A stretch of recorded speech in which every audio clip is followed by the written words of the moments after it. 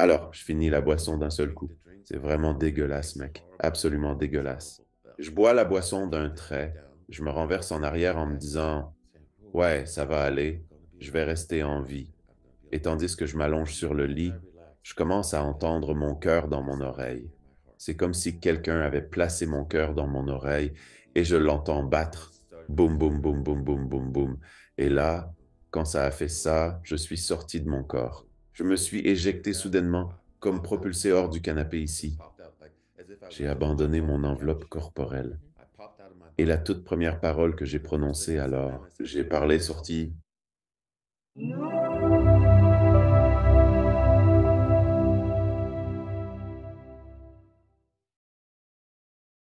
Je suis ravi d'accueillir dans l'émission Denis Bullock. Comment ça va, Denis? Comment ça va, Alex? Comment ça va, mec? Je vais bien, frère, je vais bien. Merci beaucoup d'être venu dans l'émission, mec, et de partager ton parcours remarquable avec nous tous. Et j'espère donner un aperçu de certains événements très spéciaux qui se sont produits dans ta vie.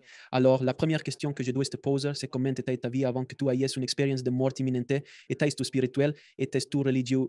C'était comment avant? Eh bien, j'ai été élevé dans une famille chrétienne, mais je n'étais pas du tout religieux. D'accord? Je veux dire, jusqu'à environ 12 ans, nous allions à l'école du dimanche, à l'église. J'avais un fond chrétien, mais ce n'était pas un contexte de religion stricte, c'était à peu près tout. En ce qui concerne la religion, je n'étais pas un pratiquant assidu. Je dirais que j'étais chrétien, c'était à peu près ce en quoi je croyais, mais je n'étais pas un chrétien pratiquant sérieux. Exactement. Vous étiez comme moi peut-être, un chrétien des fêtes, peut-être à Noël. Oui, la messe de Noël, peut-être celle de Pâques si on m'y traîne. Exactement. Alors, ce que je veux dire, c'est que je ne pouvais pas suivre les règles de ce truc chrétien et tout le reste. C'était juste, pour moi, il y avait tout simplement trop de points d'interrogation. Alors, tu es au courant, mais j'étais. Donc, tu n'as pas cherché en profondeur, tu n'as pas suivi un terrier de lapin ou un sentier pour explorer ou approfondir la spiritualité ou la connaissance de Dieu. Tu étais simplement convaincu qu'il existait quelque chose de plus grand. Eh bien, je l'ai fait à 14 et 15 ans. Je veux dire qu'à 14 ans, je dois dire qu'à 14, 13, 14, 15 ans, j'étais plutôt sérieux à chercher à comprendre de quoi il s'agit vraiment. Plus je creusais, plus je m'enfonçais dans le christianisme. J'ai un peu exploré les témoins de Jéhovah, j'ai lu sur les musulmans, j'ai exploré la situation pour voir, mais d'après mon avis, je n'ai rien trouvé vraiment qui me dise, voilà, c'est ça. Tu sais, donc en quelque sorte, c'était une phase que j'ai traversée. Je dirais que c'était vers l'âge de 15 ou 16 ans. C'était vraiment une période importante. Même ma mère se disait, eh bien peut-être qu'il va devenir prêtre. Non, j'étais simplement curieux à propos de la vie. Je souhaite vraiment comprendre tous ces mystères que tout le monde semble prendre si au sérieux, y compris le prêtre, les pasteurs. Tout cela est si grave. Alors quand je me suis renseigné, il y avait un voisin dans mon quartier quand j'étais enfant et ils étaient témoins de Jéhovah, et leur enfant avait besoin d'une transfusion sanguine, et les parents ne l'ont pas autorisé, et l'enfant est mort. Et pour moi, je pensais, ça n'avait aucun sens. Pourquoi Dieu vous donnerait cerveau et la technologie, mais vous ne l'utilisez pas? Parce que c'est contre Dieu. Ça ne l'a juste pas fait. Vous savez simplement, c'est comme si Dieu disait, voici les clés de la voiture, mais ne la conduisez pas. Vous savez, n'est-ce pas? Donc, c'est comme si, pour moi, c'est la raison pour laquelle la religion a commencé à devenir moins centrale, et j'ai commencé à ne plus la considérer aussi sérieusement qu'à l'âge de 13 ou 14 ans. La vie a suivi son cours. Eh bien, puis il y a eu les filles, Ouais, ouais, ouais. Oh mec, je sais bien, les hormones de l'adolescence ont frappé fort. et j'étais genre, ben, tu le sais, je suis croyant, oui, que Dieu bénisse, mais regarde ça. Nous en discuterons dans 2, 3, 4 ou peut-être même 5 décennies. Amusons-nous un peu, d'accord? Exactement. Exactement. Alors, votre première sorte d'expérience mystique, c'était l'apparition? Vous avez eu une apparition de votre mère après son décès? C'est bien ça. C'était la première chose qui s'est produite? Eh bien, c'est la première chose, je dirais, importante, oui. Alors, qu'est-ce qui a été la première chose à vraiment ébranler votre, genre, «Attendez une minute, qu'est-ce qui se passe ici?» Eh bien, en fait, la maison dans laquelle nous vivions était un peu, disons, hantée. Et quand je dis hantée, je veux dire que des choses étranges se produisaient. Parfois, une porte claquait sans qu'aucun vent ne souffle, juste au moment où vous vous approchiez pour la franchir. Des choses comme ça. Les poignées de porte tournaient toutes seules et il n'y avait personne derrière. Des petites choses de cette nature. Cependant, j'étais juste un enfant à ce moment-là. Mon âge était aux alentours de 11 ou 12 ans, même pas 9 ans. Et pour moi, cela représentait tout simplement comme. Et c'est Casper, le gentil fantôme, ou quelque chose comme ça. On en riait. On ne le prenait pas, genre, oh mon Dieu, c'est Poltergeist. On ne le prenait pas comme ça. Et ce n'était pas aussi grave que Poltergeist. Poltergeist, c'était plutôt mauvais. Mais il se passait suffisamment de petites choses pour que vous sachiez que quelque chose sortait un peu de l'ordinaire, mais pas assez pour que je dise. Je suis curieux, ou peut-être en quête de quelque chose. Je me disais, oh, cette maison est un peu étrange par moment. C'était à peu près tout. Mais vous n'aviez aucune capacité à voir quoi que ce soit ou à vivre quelque chose d'extraordinaire? Non, il n'y avait rien de tel à ce moment-là, non. Alors, la première chose importante, c'était votre mère, décédée et qui vient vous rendre visite. Pourriez-vous en dire un peu plus à ce sujet? Oui, bien sûr. Alors ma mère et moi, nous étions très proches. Je veux dire, vraiment très proches. Ma mère n'avait pas de travail. Elle avait été secrétaire juridique, mais elle avait quitté son emploi pour épouser mon père, donc elle n'avait pas de travail. Et les choses n'allaient pas si bien entre elle et mon père, mais elle a économisé son argent et m'a acheté mon premier saxophone, parce que je suis chanteur et saxophoniste. Elle représentait tout pour moi. Je veux dire, ce n'était rien du tout. Ma mère était joie incarnée. Mon père était un policier qui était également sur les lieux. Et il venait d'une famille de militaires. Alors, voilà toute l'histoire. Il m'aimait, mais il m'aimait seulement par devoir. Je ressentais, pas dans le sens de ce que tu aimes vraiment ou ce que tu ressens vraiment. C'était plutôt, tu sais, c'est exactement de cela dont je parle. Qu'est-ce que tu veux pour Noël? D'accord, j'ai compris. Tiens, qu'est-ce que tu désires? Voilà ton anniversaire. Tiens, c'est exact. Elle était très consciencieuse, tandis que ma mère, elle était tout simplement la joie incarnée.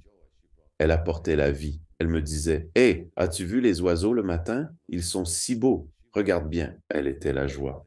Et quand elle est tombée malade et décédée, tout mon univers s'est effondré. C'était comme si quelqu'un avait brusquement éteint toutes les lumières de ma vie, me plongeant dans une obscurité totale. Tu sais, c'est vraiment comme: «Waouh, waouh, waouh, waouh», exactement ça, quand cela est arrivé. 2 semaines après son décès, je l'étais. J'ai commencé à boire. Elle nous a quittés quand j'avais 29 ans et c'est alors que j'ai commencé à me tourner vers l'alcool. Chaque soir, j'avais ma routine habituelle. J'allais au bar local, je buvais un verre ou 2, puis je rentrais chez moi. À cette époque, je vivais à Montréal, au Canada, et je rentrais dans mon petit appartement. Pour activer, entre dans ma chambre, éteins les lumières, m'assois sur le bord de mon lit et finis par pleurer jusqu'à m'endormir. Et ça, je l'ai fait pendant environ 1 an, 1 semaine et demie. Et cette nuit-là, je suis rentré chez moi, prêt à suivre ma routine habituelle après être sorti du bar. Et, entendez, je suis entré dans ma chambre, j'ai allumé la lumière comme d'habitude et je me suis assis sur le bord de mon lit. Et j'allais défaire mes baskets à ce moment-là. Et quand j'ai baissé les yeux, j'ai vu qu'il y avait encore de la lumière et je me suis dit, c'est impossible. Je sais. Je venais d'éteindre la lumière. Cela est impossible. Voici la partie vraiment incroyable. Quand j'ai levé les yeux, il semblait que le soleil du ciel brillait directement dans ma chambre. C'était et c'était comme une vague d'amour que je ne peux décrire autrement que quand vous êtes au cœur de l'océan et qu'une vague colossale surgit, tellement haute qu'elle vous domine et recouvre entièrement votre corps. C'était cela, l'amour. Et cela a recouvert l'intégralité de mon corps. Et c'était si puissant. Cet amour a jailli, si puissant. Et moi, j'étais là dans ma chambre, sidéré. Je n'arrivais pas à croire ce que je voyais. Et puis, de cela, le soleil, qui, que plus tard, j'ai reconnu comme étant Dieu, est apparu, comme 2 autres lumières, qui semblaient plus grandes que des étoiles. L'une était nettement plus imposante que l'autre, plus modeste, et cette dernière, moins grande. Il m'est apparu évident que c'était bien ma mère. Maintenant, comment ai-je reconnu que c'était bien cela? Était juste cette sensation. Je savais que c'était elle car elle brillait simplement comme une lumière, telle une, telle une étoile, comme une étoile qui se rapproche doucement, et elle flottait, tout droit en ma direction. Et j'ai dit: «Oh maman, c'est bien toi». J'ai dit: «C'est ainsi que c'est là-bas. C'est ainsi là-bas» et c'était vraiment tant d'amour. Ça fait longtemps, tu sais. Quand ma mère est décédée, mon pote, tout ce que je sais, c'est qu'on sait qu'elle était morte. Je ne savais pas où elle était. Même ayant reçu une éducation religieuse, je n'y croyais pas vraiment. Donc, à mon avis, je ne savais pas précisément où elle se trouvait. Je savais juste qu'elle était partie. Elle est quelque part, mais elle est partie. Elle n'est pas ici. Et quand je l'ai aperçue et j'ai vu tout cet amour et je me suis dit: «Oh, c'est ainsi là-bas». Parce que, franchement, on aurait cru être à Hawaï, en vacances, tellement c'était relaxant. Je suis milliardaire. Mmh et tout est absolument parfait, tout est merveilleux et je suis entouré uniquement et exclusivement d'amour. Et ensuite, elle a commencé à me parler. Lorsqu'elle a commencé à me parler, c'était comme si nous étions en train de converser en ce moment même, sauf que, au lieu d'observer le mouvement de ses lèvres, c'était comme si elle transférait la conversation directement dans mon esprit. Je l'entendais aussi clairement que toi, mais je pouvais aussi le sentir pénétrer dans mon corps, la conversation. Je pouvais littéralement le sentir entrer. Et elle a dit: «Je vais raconter. Et une semaine à l'avance pour l'avenir, pour que tu sois sûr que c'est réel et non un rêve ou une illusion. Une illusion ou une supercherie, c'est réel. Maintenant», elle a dit, «tu vas tu vas trouver un travail la semaine prochaine». Maintenant, j'étais musicien et ça faisait genre 2 ou 3 semaines que je n'avais pas travaillé. C'était un peu comme une période de vache maigre. Ce n'était pas vraiment génial. Elle a dit: «Tu vas trouver un travail. Un travail va se présenter à toi d'ici la semaine prochaine» et elle a dit: «Il va y avoir un portier, un homme juste là». Puis elle a affirmé: «Il sera homosexuel». Elle a proclamé: «Il sera psychopathe» et elle a dit: «Quoi que tu fasses, ne discute pas avec lui et ne te bats pas avec lui» parce que ma mère me connaissait bien. J'appelais ça les années folles. J'étais plein de vigueur et c'était comme: «Maintenant, je n'ai rien contre les personnes gays ou lesbiennes, mais si tu es homosexuel et tu sais que je ne le suis pas. Pourtant, tu viens vers moi. Je me préparais à me défendre. Tu le sais. Alors, elle savait que, tu le sais, je ne recherchais pas les problèmes. Cependant, je pouvais me montrer sanguin si cela m'arrivait. Alors elle a dit, quoi que tu fasses, ne te bats pas, parce qu'elle l'a répété. Cela est bien. Elle l'a expliqué en suggérant qu'il existait deux possibilités ou deux chronologies différentes. Elle a dit que dans la première chronologie, il te tuera. Il va te tuer si tu te bats avec lui ou même si tu te disputes avec lui.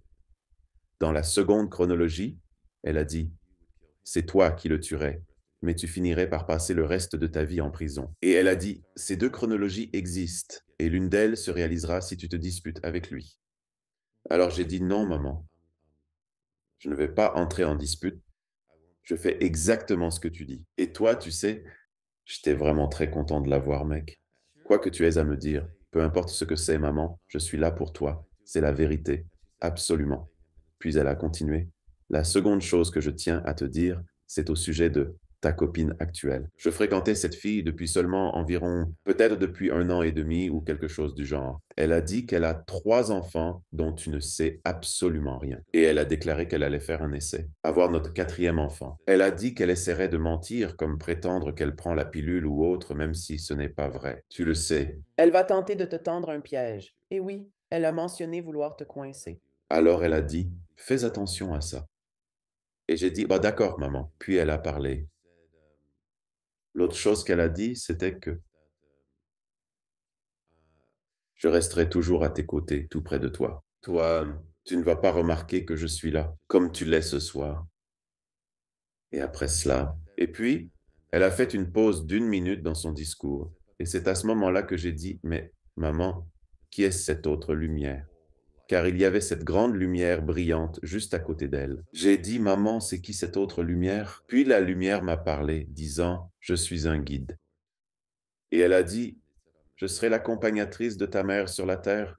Et les mots précis qu'elle a utilisés étaient: «C'est une interruption dans ta vie». Hein? Hein? Hein? Alors j'ai dit: «D'accord, donc interruption. Bon, écoute, j'ai quelques questions ici». J'ai dit: J'ai Dieu présent dans ma chambre en ce moment même. Je souhaite savoir qui sera ma future épouse et le nombre d'enfants que j'aurai. Pour quelle raison suis-je ici? Tu le sais. Et les anges ont répondu très calmement, très simplement. Il est dit que je vais te révéler tout cela, toutes les réponses que tu recherches, mais tu ne seras pas en mesure de te souvenir. Il m'a révélé toutes les réponses, mais il m'était seulement permis de m'en souvenir, ce que ma mère a dit. Alors ils l'ont fait. Après cela, ma mère m'a dit qu'elle m'aimait et qu'elle serait toujours là pour moi. Et puis, ils ont commencé à flotter, à se dissoudre dans l'air. C'est comme si vous avez un verre, un glaçon dans un verre et qu'il commence tout juste à fondre. C'est ainsi qu'ils sont retournés vers la grande lumière et ils se sont envolés. Et tout simplement, la lumière a commencé à faiblir et la pièce est redevenue sombre. La fin, hein, voilà. Et quand ils sont partis, les larmes ont juste jailli de mes yeux, mec. Bien sûr, parce que je me suis dit: «Personne ne va me croire. Personne ne va croire que c'est arrivé. Personne. Personne ne va croire que c'est arrivé. C'est tellement incroyable». J'ai dit que personne ne croira que cela s'est réellement passé, mais je possède la preuve. Le jour suivant, j'ai ensuite reçu un coup de téléphone venant de mon groupe. Ils ont dit: «Hey, on a un boulot pour toi», tout comme ma mère l'avait dit. Maintenant, je n'osais pas dire à mon groupe ce qui s'était passé les nuits précédentes parce que je ne voulais pas qu'ils disent: «Il chante super bien, excellent joueur de saxo, mec, mais il a perdu la main depuis que sa mère est décédée». Alors j'ai dit: «Je ne leur dis rien à ce sujet». Alors j'ai dit: «C'est génial». Mon avertissement à l'intérieur. J'ai dit: «Oh, la vache, tout commence à se produire comme elle l'avait dit». Alors j'ai répondu: «D'accord». Ainsi, dans les jours qui ont suivi, nous avons dû procéder à un test sonore. Donc, nous sommes allés à la vérification sonore et y sommes allés. Le test sonore, il y avait ce type à la porte, immense. Bon, je suis plutôt costaud, mais à côté de lui, je faisais petit. Un de ses bras, c'était tout mon corps. Il était énorme, genre le Hulk Hogan, Catch Pro. Tu sais, ouais, tu sais ben, type de personne. Aussi, il était présent. Nous sommes arrivés, avons procédé à notre balance. Aucun événement ne s'est déroulé. C'était paisible. Il ne m'a strictement rien dit du tout. Alors, ensuite, nous sommes revenus pour le concert et avons joué en première partie. Ah, je suis entré dans le club, c'est ça. Le premier set était super. Et parle et je mettrai fin à tout ici. Nous étions en pause et je discutais avec le groupe. Tu sais, on était tous là et moi aussi, on parlait. Et là, ce videur, ce grand videur, est passé derrière moi, discrètement, et il a attrapé mes lafesses, juste comme ça, il les a prises. Et moi, je me suis retourné et j'ai dit: «Hé, mais mon groupe n'a pas vraiment vu ce qui s'est passé parce qu'ils étaient juste derrière moi.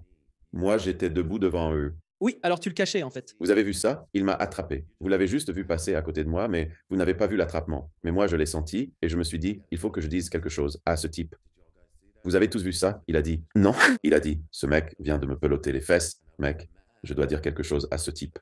Et j'étais furieux. Mais alors je me suis dit: «Ah oui, vous souvenez-vous de maman? Vous souvenez-vous d'elle? Ne perds pas ton sang-froid, mec. Va simplement là-bas et fais-lui comprendre que t'es pas ce genre de personne». Alors je suis allé et j'ai dit: «Écoute, je tiens à te dire clairement que je ne suis pas comme ça. Ne me touche plus, s'il te plaît». Il a répondu: «Mec, t'as trop bu. Je ne t'ai pas touché. J'ai dit que si, tu m'as touché». Et j'ai dit: «Bah, ne le fais plus, mec. Je ne suis pas comme ça. Ne me touche plus». Et puis il a dit: «Mais pourquoi as-tu dit à tes amis que je t'avais touché?» Et j'ai répondu: «Je l'ai dit à mes amis parce que tu m'as touché».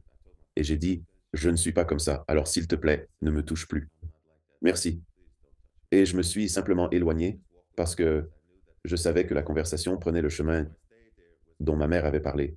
C'était la raison pour laquelle je restais là, mais j'ai décidé de ne pas continuer. J'ai simplement dit que je m'éloignais, c'est tout. Parce que je savais que si je poursuivais cette conversation, je savais précisément où elle nous mènerait. Alors je me suis simplement éloigné et j'ai fait la deuxième série. Nous avons quitté le club et c'était tout. Le lendemain, un membre du groupe m'appelle et me dit: «Hey mec, t'as entendu ce qui s'est passé?» J'ai répondu: «Non». «Qu'est-il arrivé? Tu te rappelles du portier dont tu faisais mention?» J'ai acquiescé en disant: «Oui». Je me suis querellé avec le propriétaire du club et j'ai fini par fracturer les 2 cages thoraciques et emprisonné pour homicide involontaire. Il est maintenant en prison. Le propriétaire mort? Ah, Il a écrasé les 2 cages thoraciques. Pouvez-vous imaginer la force nécessaire pour écraser les cages thoraciques d'un homme? Ouais, c'est dans un sale état. Alors lui, mais lui, il est psycho. Et le pire, c'est que je connaissais le propriétaire parce que c'était un ami à moi et c'était quelqu'un de bien. Alors j'ai dit: «Oh mon Dieu, merci de m'avoir informé, mec». Je ne lui ai absolument rien dit d'autre. Et là, je me suis dit: «Oh mon Dieu, tout ce que ma mère prédisait arrive». Je me suis dit: «Si c'est vrai, je dois appeler ma copine». Cela voudrait dire que les dires de ma mère à son sujet sont vrais. Alors, je prends le téléphone, je compose le numéro de ma copine et quand elle répond, je dis: «Allô?» Ouais, j'ai dit: «Hé, dis quelque chose». C'est ce que j'ai dit. «Dis-moi simplement la vérité, ça va. Vous avez 3 enfants?» Et le téléphone est devenu silencieux. Et puis, elle a dit: «Qui vous a dit ça?» Et je n'en croyais pas mes oreilles. Je n'en croyais pas mes oreilles. Je connaissais cette fille depuis si longtemps. J'ai dit: «Attendez une minute, je dois redemander, c'est incroyable. Vous avez 3 enfants?» Elle a confirmé: «Oui, j'ai 3 enfants». J'ai demandé: «Qui vous a dit ça?» Et j'ai dit: «Eh bien, je vais vous révéler qui me l'a dit. C'est ma mère décédée qui me l'a dit». Et j'ai dit: «Toi et moi, c'est terminé. Parce que si tu vas nier tes propres enfants, je ne peux pas. Je ne sais pas ce que tu pourrais encore cacher ou nier. Donc, c'est terminé. Alors, donc». J'ai raccroché le téléphone, complètement sidéré. À ce moment-là, j'ai su que j'avais la preuve. Et cet homme est toujours incarcéré à ce jour. Vous savez, c'est vraiment incroyable, tout à fait incroyable. Ce fut la première fois. C'était ta première expérience spirituelle et transformatrice. Un événement qui a changé ta vision des choses, ou quelque chose de similaire. Oui, absolument. Alors, plongeons dans cette expérience de mort imminente, si c'est le mieux de ce que c'était. C'était l'amuse-bouche de l'expérience de mort imminente. Alors, raconte-moi ce qui s'est passé ensuite. Ton expérience de mort imminente. Eh bien, le truc, c'est que après cette première expérience, c'était tellement puissant et tellement intense que j'ai essayé, étant jeune. Mec, j'ai essayé de dire, d'accord, tellement exagéré, personne ne me croira de toute façon si je raconte cela. Alors j'ai décidé, je vais mettre ça de côté et essayer de reprendre une vie normale. Essayons simplement de reprendre une vie normale. C'est donc exactement ce que j'ai fait. Et j'étais suivant cet individu qui était l'un des chanteurs principaux du groupe, nommé les Platters. Les Platters renouvelés. Pas les originaux, mais une version renouvelée. Parce que l'ancien groupe, c'est avant mon époque. Mais c'est un gars du renouveau, Platters. Et il avait des contrats d'enregistrement partout en Allemagne, en Amérique, ici. Il connaissait le succès et sa voix était incroyable, à couper le souffle.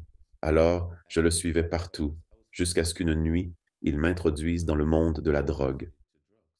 Tu le sais, et j'ai commencé à prendre de la drogue avec lui. Quelque chose dont je ne suis pas fier, c'est sûr. Je suivais après lui. Il était en quelque sorte mon mentor. Je me disais, s'il a réussi, alors c'est sûrement la bonne voie à suivre. Je veux aussi réussir. Alors, quand il m'a proposé de la drogue, j'ai commencé à en prendre avec lui. Il est ensuite mort. J'ai fait sa dernière représentation et il est mort. Et quand il est mort, c'était comme si, un signal d'alarme pour moi. J'ai déclaré que c'était terminé. Et donc, j'ai arrêté net. Plus aucune drogue, absolument rien. Mais je l'ai remplacé par autre chose. Et cette chose, c'était la marijuana. Alors, j'ai pris une décision. Au lieu de consommer des drogues vraiment dures, je vais juste fumer un peu de marijuana. Allumer un joint de temps en temps, rien de plus. Ça va. Alors, c'était ce que je faisais à ce moment-là. Et avec ma nouvelle petite amie de l'époque, nous, une seule nuit, on s'est retrouvés à court de marijuana. On en avait juste plus ce jour-là. Alors, malheureusement, ce n'est pas le cas. Rien contre les musiciens, mais la plupart savent où se procurer de la marijuana. C'est comme ça. Ce n'est pas une nouveauté. Ce n'est pas nouveau, monsieur. Oui, exactement. C'est juste pas une putain de nouveauté. Ils le sauront sûrement. Dans toute ville où ils se trouvent. Peu importe la ville où ils sont, cela n'a pas d'importance. Exactement, exactement. Donc, je suis toujours à Montréal, au Canada, et on est à court de marijuana. Alors, j'appelle un ami, et bien sûr, il a de la marijuana. Il me dit: «Hé, je vais te la préparer dans un gâteau et te l'apporter». Et moi, je dis: «Cool», parce que je n'ai jamais goûté ça dans un gâteau. Il a donc fait cuire. C'était un gâteau au chocolat. Il l'a tellement bourré de marijuana, ce que je découvre seulement maintenant, mais à l'époque, je ne savais pas. Mais il a dû y mettre jusqu'à l'évier de la cuisine, c'est sûr. Mais il a donc apporté le gâteau, l'a laissé là, et il nous a laissés, ma copine et moi. Alors, j'ai coupé une part pour ma copine et une part pour moi. Nous avons mangé une part et 10 minutes se sont écoulées. Rien ne s'est passé. J'ai dit: «Je pense qu'on devrait probablement en manger un peu plus». Tu sais, parce que ça peut prendre du temps, tu sais. Peut-être qu'il n'en a pas mis beaucoup dedans et c'est pour ça qu'on ne ressent rien. Alors, on a pris un autre morceau. Elle a pris un autre morceau. En fait, non, elle a pris la moitié et j'ai pris la moitié parce que, on voulait planer. Donc elle a pris la moitié et j'ai pris la moitié et 10 minutes ont encore passé, rien. J'ai dit: «Ça doit être un mauvais lot ou quelque chose comme ça». «Tu ne ressens rien?» «Non», j'ai répondu en voulant dire. Ensuite, encore 10 minutes se sont écoulées. Alors on commence à sentir quelque chose et ce que nous ressentions, ce n'était pas tant l'effet euphorique et planant, mais c'était davantage comme si nos corps s'éteignaient progressivement. Au début, c'était comme si, quand je lui parlais, j'oubliais complètement de respirer. Et puis ça a commencé à devenir difficile pour moi de me déplacer. Et ma copine a dit: «Hey, tu ferais mieux d'appeler les urgences ou quelque chose, et ceci c'est parce qu'il faut agir tant qu'il est temps. Tu peux?» Et j'ai répondu: «Bon, oui, tu as raison». C'était difficile pour moi et j'ai composé le 112. Et puis, ils ont dit: «Comment pouvons-nous vous aider?» Et c'était la partie gênante, parce qu'il a fallu leur dire: «Eh bien, nous avions peut-être trop de marijuana dans un gâteau et ouais, on ressent vraiment comme si on était en train de mourir. Pourriez-vous, s'il vous plaît, venir à notre aide?» Et ils ont dit: «D'accord, on arrive tout de suite. On est en chemin maintenant. Quand vous les appelez, pour n'importe quel narcotique». Ils ont également appelé la police. La police est venue avec eux. Mais nous avions mangé tous les gâteaux, donc il ne restait rien. Rien pour nous accuser. Alors ils sont partis. Les flics sont partis et nous ont emmenés sur des brancards. C'était à 04:00 du matin. Nous étions au troisième étage, dans une cage d'escalier, et nous avons été emportés sur des brancards séparés. Les gyrophares clignotaient à 4 heures. Les voisins nous regardaient là comme ça depuis leurs fenêtres pendant qu'on descendait les escaliers devant chez eux. Qu'est-il arrivé à, tu sais déjà, et on dirait une scène sortie tout droit de Mick Jagger, David Bowie en pleine overdose ou un truc du genre. Ça a l'air complètement fou, mec. Alors ils nous mettent dans l'ambulance et on est dans l'ambulance et ils se dépêchent. Je suis content qu'ils soient arrivés parce que quand ils sont arrivés, je m'accrochais à la vie désespérément, sachant bien que le temps qu'il me restait était très limité, car mon cœur luttait pour continuer à battre et tout autour de moi se figeait. Je ne pouvais pas bouger. Je pense que c'est parce que il a injecté tant de produits, ça a été directement dans mon sang et ça a commencé à paralyser. Au lieu de juste planer, cela commence maintenant à paralyser. Quoi qu'il en soit, nous sommes arrivés à l'hôpital et un autre événement étrange s'est produit. À notre arrivée à l'hôpital, à la réception, j'ai revu ma mère qui est décédée. Elle se tenait à l'accueil, feuilletant attentivement des papiers. Elle portait cette chemise qu'elle affectionne tant, ornée d'un insigne de club féminin. Ainsi, elles étaient environ 10 femmes, toutes prêtes à jouer au loto. Elles se préparaient pour une petite excursion et arboraient des chemises très spécifiques. Tu le sais? Et elles portaient ça, et elles regardaient à travers. Et j'ai dit, alors qu'ils me faisaient passer devant la réception, j'ai dit, c'est étrange. Ils sont petits.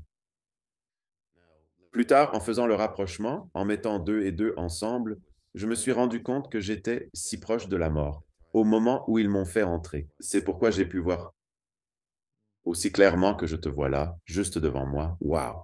Et donc, ils nous ont fait entrer. Ils m'ont mis dans une chambre et ma copine dans une autre. Et ils m'ont donné cette boisson noire à boire. Je croyais que c'était du goudron, mais plus tard, j'ai découvert que c'était du charbon. Alors, ils m'ont laissé dans la chambre, ils m'ont donné cette boisson, et je suis là sur le lit, un lit d'hôpital, et je me dis, Dieu merci, ils m'ont enfin trouvé. Ça va aller, je vais m'en sortir, je vais vivre. Ainsi, alors, je bois d'un trait cette boisson. C'est affreux, mon pote, vraiment affreux. Je bois la boisson d'un trait, je me renverse en arrière et je me dis, je vais m'en sortir, je vais rester en vie. Et tandis que je me détends allongé sur le lit, je commence à entendre mon cœur dans mon oreille. C'est comme si quelqu'un avait placé mon cœur dans mon oreille et j'ai commencé à l'entendre battre. Boum, boum, boum, boum, boum, boum, boum. Et lorsque cela s'est produit, j'ai quitté mon corps. J'ai littéralement fait un bond hors de moi-même, tout comme si je sautais du canapé ici. j'ai quitté mon corps. Et la toute première chose que j'ai dite ensuite, j'ai parlé, sorti, et là, mon corps était étendu dans le lit, tandis que je me tenais juste à côté, contemplant la scène. Ensuite, mon regard s'est posé sur ma main. Je scrutais ma main.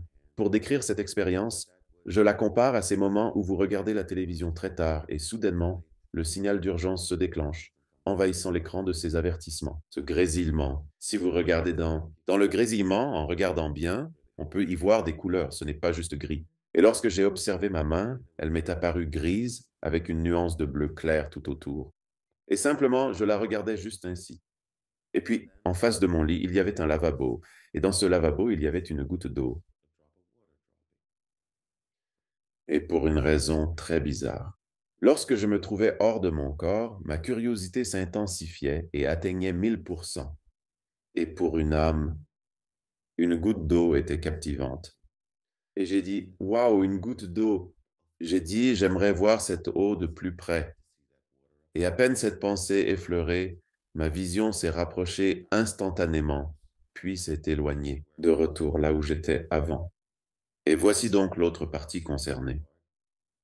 Alors, je me suis dit que j'aimerais vraiment voir cela. Non, ensuite j'ai parlé.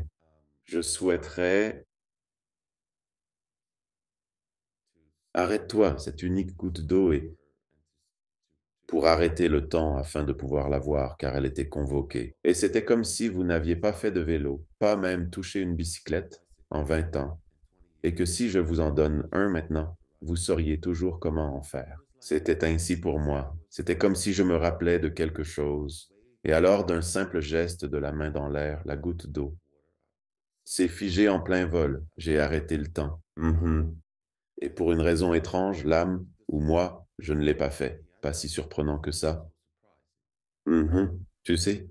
Et puis j'ai dit, je voudrais voir cette goutte d'eau sous tous les angles. Et puis, j'ai simplement ouvert ma main. Et 5 de moi sont apparus près de l'évier, autour de la goutte d'eau. L'un était à droite, l'autre à gauche, un autre, en dessous de l'eau, à observer. Un autre les observait. Et moi, je les observais tous. Ainsi,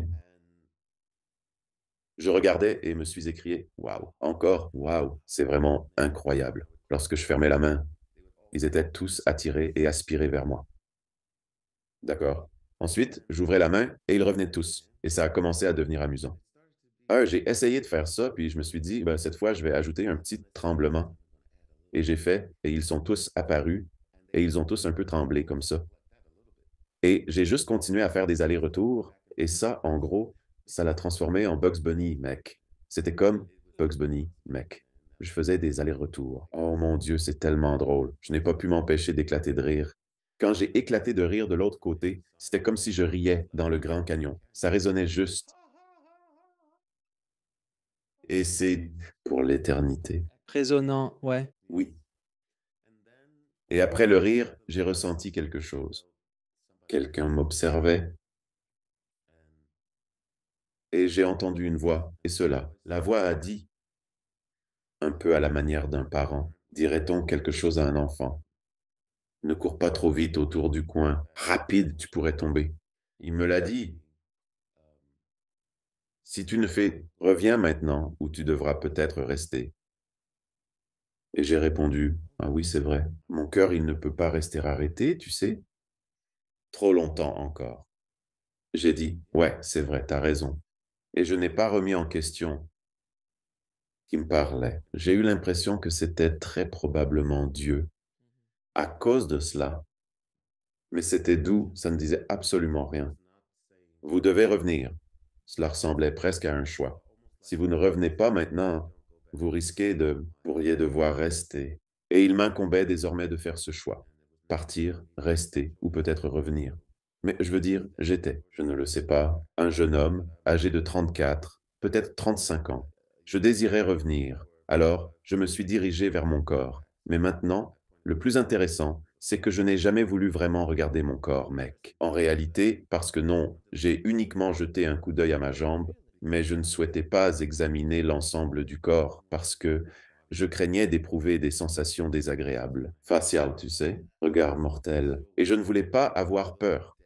Alors je n'ai jamais regardé. Je voyais juste ma jambe. et je savais que j'étais debout sur le côté du lit et que mon corps était là parce que je pouvais voir ma jambe, mais je ne voulais pas regarder. Alors, je me suis orienté dans la direction du corps. Puis, j'ai guidé mon âme avec intention pour qu'elle y pénètre, et elle l'a fait. Mon cœur a alors commencé à battre. Il a effectué un double battement, boum boum, puis a poursuivi son rythme. C'était tout. Cependant, il y a un autre détail que je me dois de souligner. Durant le temps où j'étais séparé de mon corps, il se produisait simultanément une autre expérience, constamment. C'est similaire à l'Alka-Seltzer, si vous le connaissez. Vous savez, c'est ce comprimé effervescent que l'on met dans l'eau et qui se dissout complètement. Voilà, quand j'étais dehors de chez moi, Informations devenait plus large, comme ça. Et j'ai reçu un grand nombre de, disons, ce que l'on pourrait qualifier de des informations téléchargées. Par-dessus tout, à propos du Terre, pourquoi les âmes y viennent, une botte, de nombreuses choses auxquelles je ne croyais pas auparavant, et cela m'a complètement sidéré. Mais j'ai collecté toutes ces informations et cette fois, j'ai réussi à les ramener. Cette fois, j'ai pu me souvenir. Amen. Et puis mon cœur a commencé à battre. Tout semblait bien, mais je savais. Il y a beaucoup de choses qui, je ne le savais pas avant. Comme exemple, de l'autre côté, il n'existe ni le bien ni le mal. Perception seulement. La raison pour laquelle les âmes viennent ici, c'est pour vivre des expériences, pas pour grandir ou aller à l'école. Elles sont déjà parfaites. Elles viennent ici pour expérimenter. Si je vous donne un livre sur comment conduire une voiture, mais vous n'avez jamais conduit voiture, c'est ainsi, vous possédez le savoir, mais il vous manque l'expérience. Des choses comme, oh, la Bible. Il n'y a que certaines choses qui sont justes dans la Bible.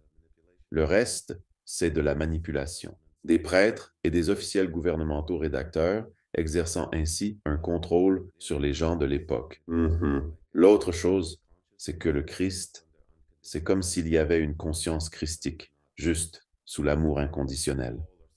C'est une conscience, mais nous sommes tous des fils des dieux. Oh oui, l'autre chose, nous sommes des dieux avec un G majuscule, le sommes, une partie de Dieu.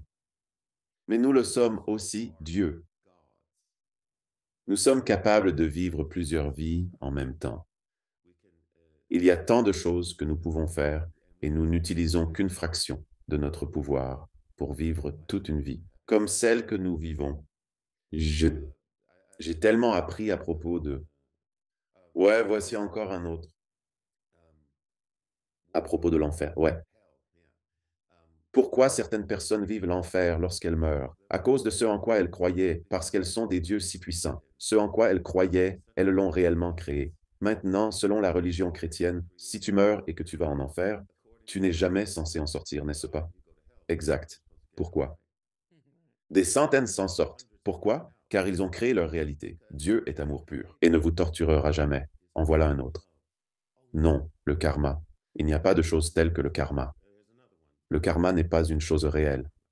Mais il existe bien une chose, comme la loi de l'attraction et de la fréquence. Et cela signifie que si vous tuez quelqu'un, ce n'est pas parce que vous avez tué cette personne que vous allez être tué. C'est parce que vous êtes sur la fréquence de la possibilité que vous soyez tué. Cela arrive que vous tuiez ou soyez tué. C'est comme une station de radio. Si vous écoutez du rock, vous ne pouvez pas capter de la musique classique parce que vous êtes sur la fréquence du rock. Et c'est pareil pour tuer ou mentir. Si vous êtes sur la fréquence du meurtre, vous êtes sur cette fréquence. Ainsi, vous pourriez tuer, mais vous pourriez aussi être tué parce que vous êtes sur la fréquence du meurtre. Et c'est de cela qu'il s'agit. Ce n'est pas une question de rétribution, de devoir payer en retour. Non, non, non, il n'y a pas de dette à cela. Beaucoup de choses, en effet. Oui, j'ai appris énormément. Et ouais, on est vraiment une équipe. Et cela revêt une importance capitale. Les individus expérimentent la mort de manière distincte, en fonction de leur état d'esprit et de leur disposition émotionnelle à cet instant précis. Et j'ai également appris que, même juste pour un instant, même pour ma mère, il lui fallait un accompagnateur pour revenir sur Terre, car il était nécessaire de prendre du temps pour que les âmes diverses s'acclimatent à l'au-delà. Rien n'est absolument automatique dans ce processus. Cela se réalise lentement, très lentement, de façon confortable et parfaitement adaptée à la personne concernée. C'est pourquoi vous pourriez voir des choses rassurantes. Quelqu'un qui se tourne vers Bouddha, Krishna, pourrait voir Bouddha. Quelqu'un qui est musulman pourrait voir Allah. Cela est fait pour vous mettre à l'aise. C'est ce que j'entendis. La vraie religion, c'est l'amour. Ça n'a aucun rapport. Et il n'y a pas de... Oubliez tous ces péchés et toutes ces choses inutiles. Ce ne sont que des conneries. Un bébé n'a rien fait de mal. Ce n'est pas un pécheur. Oui, j'ai déjà eu cette conversation, d'accord. À propos de mes propres enfants. La famille fait genre, alors pas de baptême, moi aussi je fais genre. Pourquoi? Car parce qu'ils ont un péché. Et si je ne le fais pas, peu importe leurs actions dans la vie, ils se retrouveront dans cet endroit que l'on nomme l'enfer. Et ils répondent alors, eh bien, formulé de cette manière, c'est exactement comme tu l'exprimes. Exactement. C'est exactement comme ça qu'on le dit. Ça n'a aucun sens. C'est presque une menace pour la vie. Tu sais donc, il s'agit de points. Quoi qu'il en soit, j'ai beaucoup appris et aussi, j'ai reçu un cadeau de ça. Ouais, t'as reçu quoi en retour? Eh bien, c'est ce que j'ai découvert. Par accident, en réalité, parce que après être mort et être revenu à la vie, c'était terminé. Je souhaitais réfléchir sur mon existence. Tentons d'adopter un comportement un peu plus normal. Retournons à notre vie quotidienne. Et je me trouvais dans un club, au Canada, dans une ville nommée Montréal. Elle se situe dans la partie septentrionale du pays. Et nous étions présents un peu de neige. Mon groupe était présent et il y avait à peine d'autres personnes. Et il y avait deux serveuses présentes. Maintenant, je n'avais jamais joué dans ce club en particulier. C'était un nouveau club, donc nous étions contents. Et on a un nouveau concert, un nouveau club. Ainsi, il n'y avait personne, bloqué par la neige. On buvait nos bières quand j'ai vu une serveuse. Pour rire, je lui ai dit, viens, serveuse, je vais te prédire l'avenir. C'était une blague. Je lui ai demandé, en riant, donne-moi ta main gauche. J'ai pris sa main, continuant de plaisanter, juste pour m'amuser un peu. J'ai dit, ton copain est paraplégique. J'ai mentionné qu'il t'attribue la faute de son handicap. J'ai également prédit que dans 3 mois, tu feras la rencontre d'un homme et que tu en tomberas éperdument amoureuse. Tu comptes l'épouser et tu pars maintenant. Pour vivre heureux pour toujours avec cette personne, c'était mon souhait. Et puis, je l'ai juste laissé glisser de ma main et je suis parti. Je n'ai pas fait attention qu'elle n'a dit mot pendant tout ce temps. Je parlais et j'ai juste fini ma bière tranquillement. 1 an plus tard, on se retrouvait à jouer dans le même club. La fille est venue en courant vers moi s'écriant: «Eh, tu sais que tout ce que tu as dit est vrai?» J'ai répondu, incrédule: «Non, impossible. Ton ami était paraplégique?» Elle a confirmé: «Oui». J'ai dit: «Il t'a reproché son handicap, même si en réalité c'était de ta faute». Elle a répondu par l'affirmative. J'ai dit: «3 mois après, tu as fait la connaissance d'un autre homme». Elle a dit: «Oui, c'est vrai». J'ai dit: «Tu es tombée amoureuse et tu l'as épousé». C'est alors qu'elle m'a montré son alliance. Et puis, des frissons ont parcouru mon bras. Et le groupe s'est tourné vers moi, l'air de dire: «Qu'est-ce qui te prend, mec? Tu te prends pour Nostradamus ou quoi? C'est quoi ce délire?» Je me casse. Et j'ai eu peur parce que je me suis dit: «Qu'est-ce qui s'est passé? Suis-je un extraterrestre? Qu'est-ce que ça?» Tu sais, c'est vraiment intéressant parce que tu es dans l'industrie de la musique, moi dans le cinéma. J'ai trempé dans la musique. Je connais les gens et j'ai réalisé des clips et tout. J'ai vécu dans ce monde. Donc, les artistes en général sont assez ouverts d'esprit, en général, hein. Ouais, mais même les artistes, dans le milieu de l'industrie musicale, il est facile de commencer à inquiéter les gens très rapidement. Et en tant que musicien actif, on pourrait tout à fait se dire, non, cette personne est folle, je ne souhaite pas collaborer avec elle. Ou alors, il est vraiment effrayant. Je ne veux pas travailler avec quelqu'un qui fait peur, c'est le côté effrayant. Alors, comment as-tu fait face psychologiquement, avant de nous plonger dans les détails, quand tu as été confronté à cette expérience de mort imminente? Comment l'as-tu surmonté mentalement? Et après, à quel instant as-tu décidé de révéler ton vécu, de sortir du placard, pour ainsi dire, du placard spirituel et au sens propre, afin de dire aux gens, écoutez, voici ce qui m'est d'une certaine manière arrivé? Eh bien, le truc, c'est, je l'ai gardé pour moi pendant longtemps. Je me disais: «Mec, si je leur raconte ça, ils vont juste penser que je suis cinglé». Ils ne vont tout simplement pas, tu sais, mais la chose, c'est que c'est arrivé. Jusqu'à un moment où j'ai dit: «Ça ne pouvait qu'être toi». J'ai dit que c'était pour une raison. Je l'ai dit et je répète. Quelle importance a l'opinion des autres à présent? Quoi? À quoi cela va-t-il te servir au final?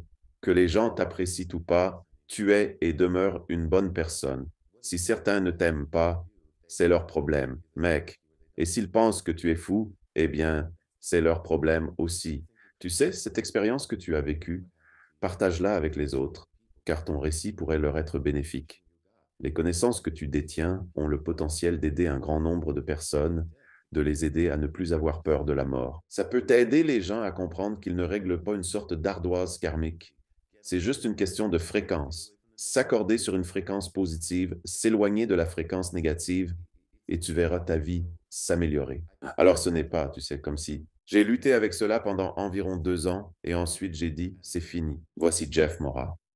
Je regardais une émission, car d'ordinaire, je ne regarde même pas celles sur les EMI. Je ne les regarde même pas, parce que c'était toujours ainsi, et c'était. Cela me ferait penser à ce qui m'est arrivé. Dis-moi, pourquoi tu ne mentionnes pas cela? Alors que je regardais Jeff Morrow, il y avait aussi cette fille qui était là, et elle avait effectué une sorte de un voyage, et elle avait vraiment l'air mignonne. Alors j'ai pensé, oh, elle est jolie. Laisse-moi voir ça, découvrir ce qui se passe avec elle. Et elle parlait de son voyage, et certaines choses qu'elle disait me rappelaient étrangement mon expérience personnelle. Mhm. Et puis j'ai écrit à Jeff et je lui ai dit, hey Jeff, c'était une super interview. J'ai dit, ça ressemble à une expérience que j'ai vécue, similaire. Et il a dit, eh bien, pourquoi ne viendrais-tu pas raconter ton expérience? Et j'ai été choqué parce que je n'aurais jamais pensé. Je veux dire, le gars a tellement d'abonnés, je n'aurais jamais cru qu'il me le demanderait. Alors il m'a demandé. Et c'est là que j'ai commencé et je me suis senti libéré. Parce que quand tu as une histoire comme ça, mec, c'est comme un secret profond et sombre. Ah ouais, tu le sais bien. Tu portes ce fardeau partout avec toi. Tu le sais?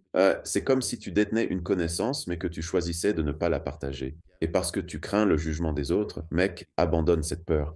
Ne te préoccupe pas de l'opinion des gens. Alors, j'ai tout révélé. Et suite à cela, mes interviews ont connu un succès fou. Je n'ai pas cessé de donner des interviews et de continuer à aider les gens. Mais pour en revenir au sujet du cadeau, le cadeau, il a connu des hauts et des bas avec ça. Un point négatif qui était une grande question était,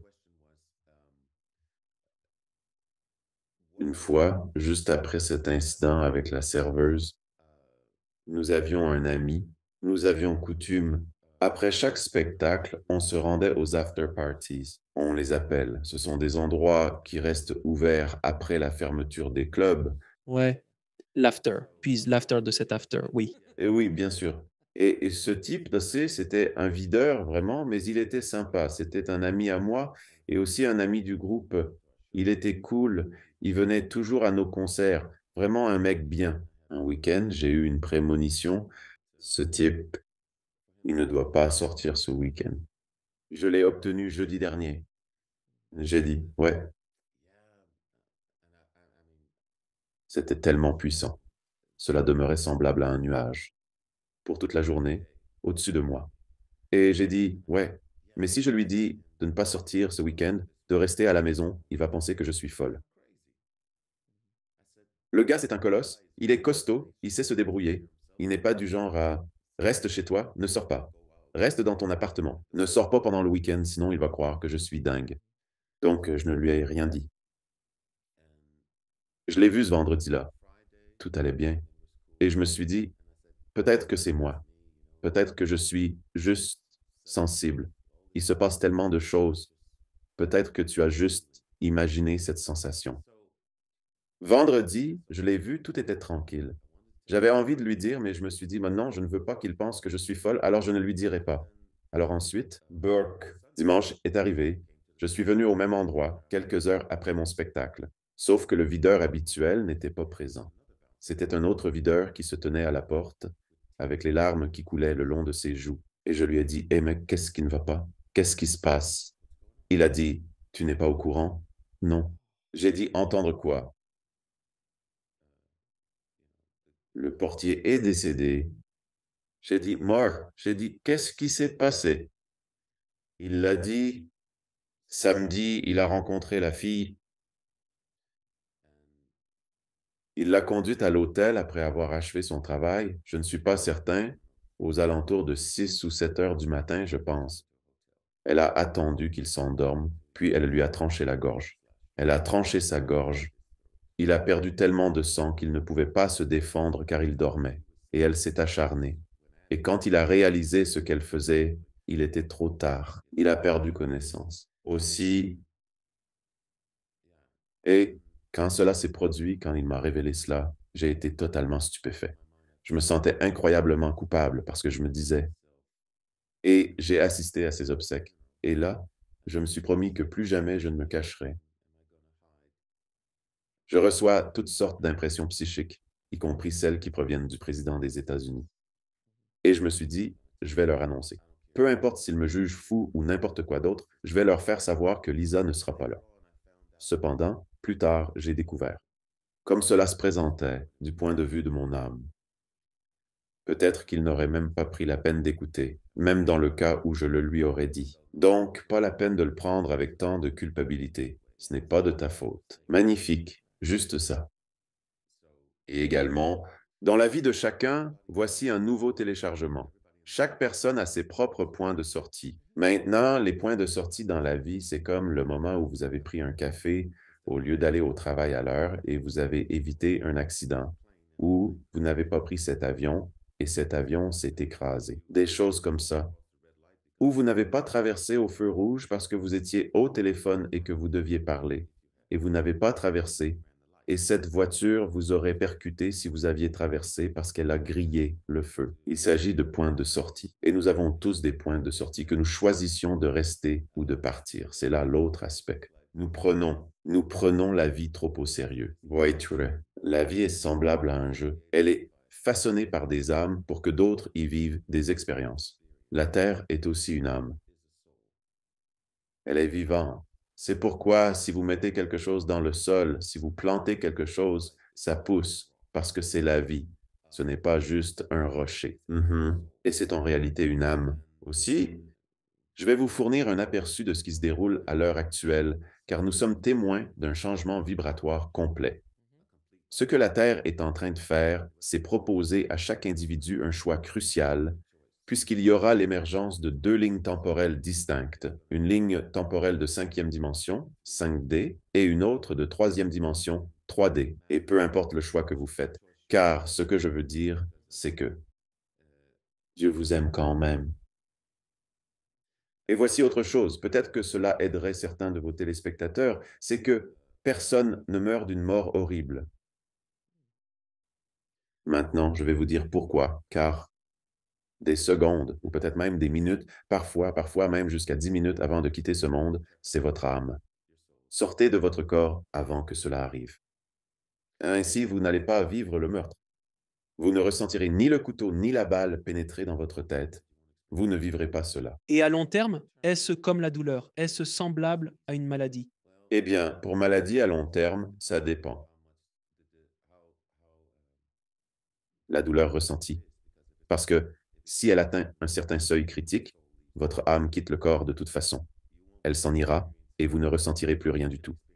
Vous pouvez endurer de la douleur, oui, insoutenable même, mais pas pendant des périodes trop prolongées, car après un certain temps, votre âme ne pourra tout simplement plus tolérer cela. Elle partira. Alors, le corps peut ressentir des sensations, mais vous ne ressentirez absolument rien.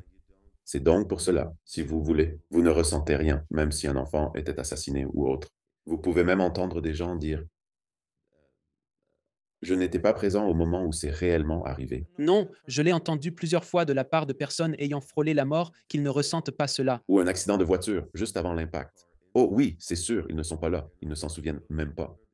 Oui, absolument, c'est bien cela. Je l'ai entendu à plusieurs reprises. Oui, mais c'est parce que c'est là que j'ai effectué mes téléchargements. Parce que tu es à l'écart, retiré. Ton âme est extraite en amont. Alors, Denis, laisse-moi te poser cette question. Quand tu as finalement décidé de révéler ton expérience de mort imminente et ta spiritualité, comme tu l'as fait, comment tes collègues de carrière ont-ils réagi? Ont-ils simplement continué comme si de rien n'était? Comment ont-ils réagi? Bonne question. Eh bien, le truc, c'est, je fais des lectures pour les gens et je le fais maintenant. Je perçois les énergies. J'apporte mon aide aux personnes pour leur santé et parfois dans le domaine de leurs relations, y compris avec des épouses infidèles et des maris infidèles. D'accord, ça me va. Oui, parce que votre énergie contient tout.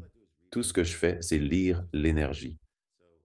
Les réponses sont en vous. Alors je lis votre énergie, ce que votre énergie me dit, et je vous répète simplement ce qu'elle me communique. C'est tout. Et donc, oui, oui, effectivement, cela m'a j'aborde ma musique maintenant d'une manière différente, car avant, c'était juste seulement de l'ambition. Je devais être avec les meilleurs, au sommet. Le buzz, il faut que j'y parvienne. Ils doivent m'adorer. Je dois m'entraîner assidûment. C'était comme ça. Maintenant, je le fais plus par amour, tout simplement parce que ça me plaît et j'espère que ça vous plaît aussi. Et j'espère vous transmettre de l'amour à travers ma musique qui change votre journée ou qui vous fait vous sentir mieux pendant ce moment où vous écoutez mon spectacle.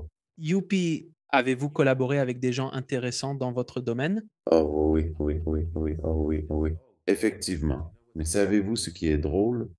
Quincy Jones m'a appris et quand je l'ai rencontré pour la première fois, j'étais en admiration. Je me disais: «C'est le producteur de Michael Jackson». Il est également un séducteur, et il l'est sans aucun doute. Oui, absolument. J'étais totalement paniqué et à notre première rencontre, je ai dit quelque chose de stupide. «Bonjour monsieur Jones, vous savez, vous avez changé ma vie» et vous savez ce qu'il m'a répondu? Il dit: «Et vous avez aussi changé la mienne». Il l'a dit pour dire que je ne suis ni meilleur ni différent de vous. Alors ne me traitez pas différemment, comme un dieu. Je suis un mec normal comme vous. Ouais, c'est ça. Et il a répété mot pour mot ce que j'avais dit, afin que j'entende à quoi ressemblait ma voix. C'était comme: «Tu as fait mien». «Non mec, trop drôle». Il a dit: «Tu as illuminé ma vie» et entendre cela venant de Quincy Jones, je me dis: «Oh la vache! Oui, absolument». Mais il m'a appris cela. Personne n'est supérieur à personne. Ne traitez personne de manière privilégiée. Soyez juste aimable, mais sans faire de favoritisme. J'ai dit: «Nous sommes tous des êtres humains». Et je me suis assis avec Quincy pendant 3, 4 heures et nous avons discuté et il avait une garde du corps femme. Quelque chose. Mais j'ai beaucoup appris de lui. Et ensuite, après cela, j'ai pu rencontrer plus d'étoiles de manière plus apaisée. Mais c'était difficile pour moi parce que Michael Jackson, c'était comme un héros absolu. Les gens ne se rendent pas compte que dans les années 80, Michael Jackson dominait au point qu'il aurait pu être président. Même le président devait le rencontrer pour s'assurer qu'il ne se présenterait pas pour président. Je veux dire, il y avait les 3 Michael de l'époque. Il y avait Michael Jackson, Michael Jordan, Mike Tyson et voilà, c'est exactement ça, voilà mon ami. Ce sont les 3 plus puissants et très puissants et cela est les plus célèbres êtres humains de la planète. Exactement. Vous pourriez vous trouver n'importe où au Zimbabwe et si Mike Tyson faisait son apparition aujourd'hui, tout le monde reconnaîtrait Mike Tyson, Michael Jordan. C'est ça, et Michael Jackson aussi. Ils connaissent et Michael Jackson. J'ai grandi, souvenez-vous, à New York quand Beat It est sorti. Frappé, je suis un inconditionnel de Thriller. Ils étaient censés comprendre. Michael Jackson montait sur scène, mec, et restait juste là, immobile pendant environ 5 minutes, et les gens s'évanouissaient. Des filles s'évanouissaient. Écoute, mec, je n'ai jamais vu ça arriver à un artiste. Peut-être Elvis, peut-être, mais des scarabées. Les Beatles également. Les Beatles, oui. Cependant, pas énormément, pas énormément. Non, il dit, il y en a pas beaucoup, c'était très intéressant. Époque pour être en vie. J'étais enfant quand il a commencé à émerger. J'étais fan, évidemment.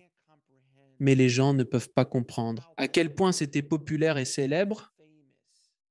Michael était dans les 80, exactement, car il est difficile de comprendre qu'il n'y avait tout simplement rien. La compétition pour attirer le regard et l'attention. Nous avions 3 chaînes sur le, vous savez, nous avions une ou 2 stations de radio. Exactement, vous savez, cela est vraiment, ce n'était pas le monde dans lequel nous vivons actuellement. De nos jours, quelqu'un comme Michael serait sans doute populaire, mais il ne dominerait pas. Je veux dire, c'est tellement comme exact. Michael dominait le monde. Exact. Il régnait sur le monde, mec.